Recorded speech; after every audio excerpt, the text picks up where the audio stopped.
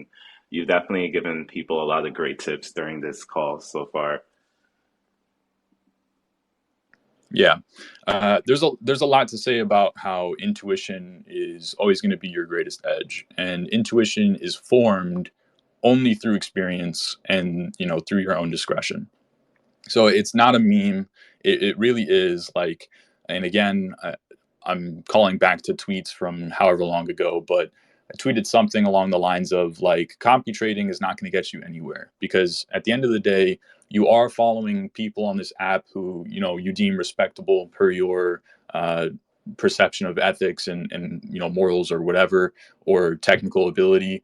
You're following these kinds of people, but these kinds of people have however many or however long experience in markets that you do not. So you have to be able to substitute that. And if you can't, then you're not going to make it. You can't really, substitute experience. You have to sort of fake it until you make it. But the only way that you can fake it is by trading on your own. And you have to start to learn things about not just the market, but also about yourself and the way that your own brain works.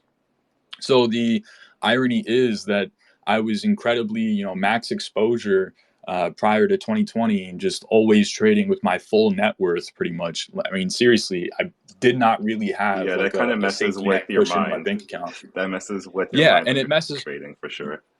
Yeah, yeah, exactly. It messes with you. And the irony in that was growing up, I've always been risk averse. Like I'm really not someone who wants to take a lot of risk, but I was able to sort of like put that aside and go against my nature uh, because I was able to justify it via like, oh, I'm only 17 or 18 years old. I have the whole world ahead of me. All these people are telling me like you have so much years ahead of you. It doesn't matter if you lose 20 grand at 17 years old. It really doesn't matter. It's not going to hurt you, right? So you have that. So I was able to justify it, but I was going against my nature. I was going based off of what other people were telling me that I needed to be doing.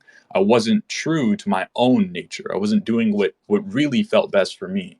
And so now, compared to 2020, it doesn't matter degree of performance, whether had I stayed with that mentality that I had prior to 2020, today, if I would be up many multiples in terms of net worth compared to where I'm at today, I feel more at peace with myself today than I ever would have, regardless of whatever sort of mindset I'm taking on that would have given me more money, right? And it's like at the end of the day, it really is just money. It's not going Yeah. to, change uh, your peace and how at peace with, uh, your life that you're at.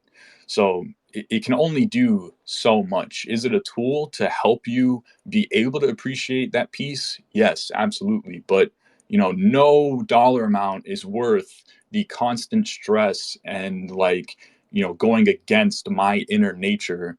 uh, no dollar amount is ever worth that. So to be able to do what I'm doing now and getting some sort of monetary reward, even if it's minuscule, but to be at peace with myself and comfortable with myself doing so is it's like top of the moon. Like it doesn't get any better than that. I definitely agree with you too. I think that, like peace is like the most important thing. And also just by inherently having peace, I feel like cash flows a lot easier too.